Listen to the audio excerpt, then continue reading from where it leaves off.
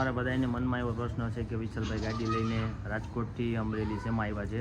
હું તમને કહી દઉં કે મારી પોતાની જ ગાડી લઈને આવી ગયો છું. પર્સનલ જોઈ લ્યો, આ મારું એક્ટિવા છે. આપણી ગાડીનો જ નંબર છે GA3 EM 1381.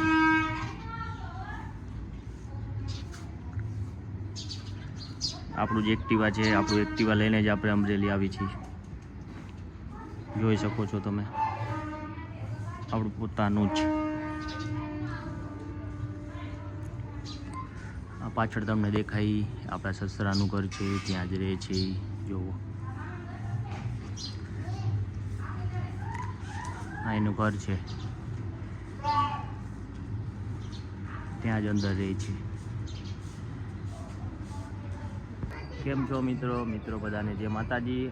આજે મારો પાછો નવો બ્લોગ ચાલુ થઈ ગયો છે. આપણે રાજકોટથી આવી ગયા છીએ અમરેલી. આપણે આપણા સસરાનું ઘર છે. આપણે દર વર્ષે અહીંયા છે ને સંક્રાંત ઉજવવા આવીએ છીએ. એટલે અહીંયા આપણે પતંગ ઉડાડવાની છે. આપણું એક્ટિવા લઈ અને આપણે રાજકોટથી અમરેલી આપણે આવી ગયા છીએ.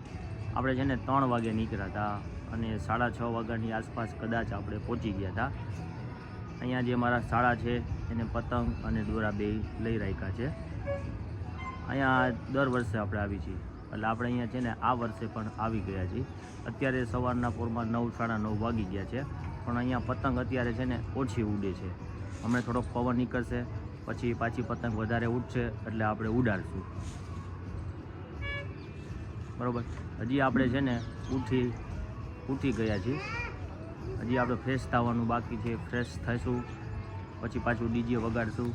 જો આ ડીજે પડ્યું છે, ડીજે વગાડવાનું છે. અત્યારે જો આટલી પતંગ ઉડે છે અહીંયા, પણ બહુ જાજી બજી ઉડતી નથી, પવન નથી ને એટલે. બધી બાજુ તમને દેખાડી દઉં. જો આવડું અમરેલી છે, બધાય પતંગ ઉડાડે છે પણ પતંગ કાંઈ ઉડતી છે નહીં, પવન નથી ને એટલે.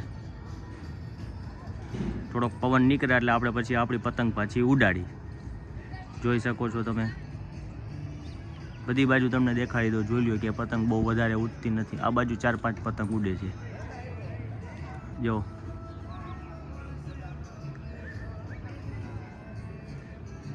ચાર પાંચ પતંગ આ બાજુ ઉડે છે, 4-5 પતંગ ઓલી બાજુ ઉડે છે. જો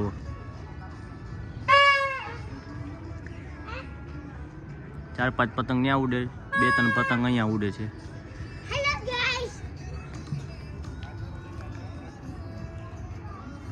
બહુ વધારે તો નથી પતંગ ઉડતી અહીંયા બહુ.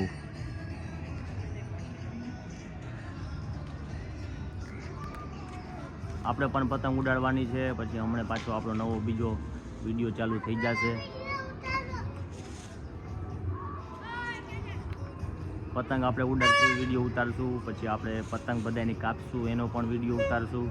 આપણી પાસે કઈ પતંગ છે, કયો દોરો છે, એનો વિડીયો હું તમને બતાડીશ કે અમે કઈ પતંગ લીધી છે, પછી કયો દોરો લીધો છે, પછી કઈ રીલ પાઈ છે, પતંગ આવી છે કેટલાની, પછી કેટલાની આપણે પતંગ લીધી છે, પછી કેટલી પતંગો લીધી છે, એ પણ તમને બધું દેખાડીશ.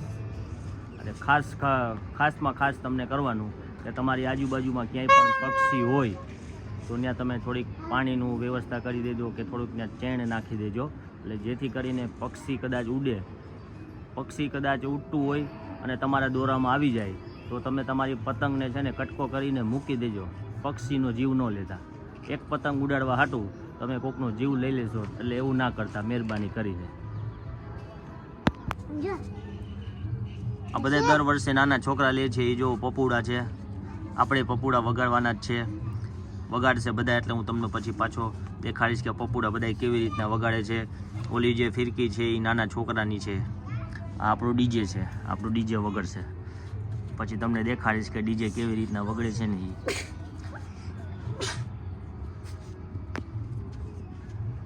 ફાઇનલી આજે આપણે ફ્રેશ થઈ ગયા છીએ, તૈયાર થઈ ગયા છીએ, આવી ગયા છીએ મેળી ઉપર પતંગ ઉડાડવા માટે. જોઈએ કેટલીક પતંગ ઉડે છે. બહુ જાજી બધી પતંગ ઉડવા માંડી છે. ચાલો તમને હવે પતંગ દેખાડું બધી. જો ઓલી બાજુ પતંગ ઉડે છે, આમ પતંગ ઉડે છે, આ બાજુ જોઈ લો ઉડે છે. થોડીક પતંગ બધી બાજુ ઉડે છે. અને આપણે હમણાં થોડીક વાર ઉડાડશું. આપણે 2 પતંગ ઉડાડી, એમાં આપણે કોકનું કાપી નાખ્યું ને આપણે આપણું કાપી નાખ્યું, પછી વહી ગઈ પતંગ આપણી. જો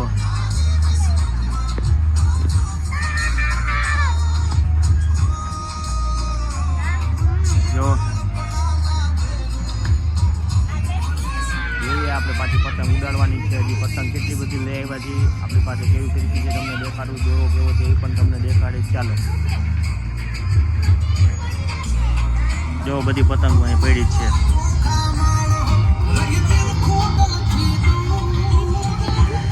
જો આ ફિરકીથી આપણે પતંગ ઉડાડી હતી. આ પીળા કલરનો છે દોરો. સાકર રીલ પાઈ હતી આપણે 1000 વારની. આ બીજી બધી હજી પતંગો છે. જો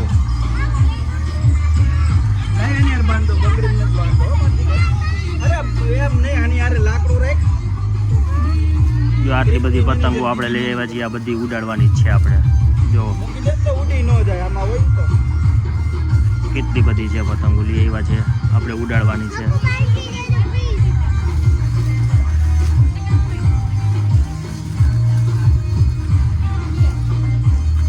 પીળા કલરની છે, આ ચાંદાની છે, આ નાની છે.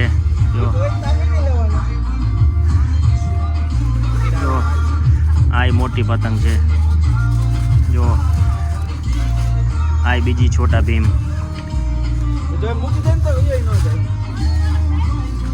જો આટલી બધી પતંગ લેવા છે આપણે ઉડાડવાની છે. હજી આ કદાચ ખાલી થઈ જાય તો પાછી બીજી લેવા જવાની છે, બીજી ઉડાડવાની છે આપણે હજી. જો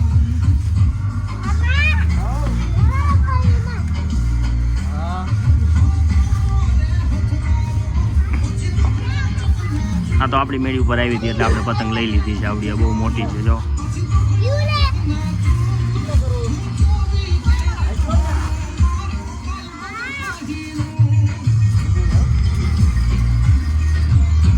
બહુ જાજી બધી પતંગો લઈ લીધી છે.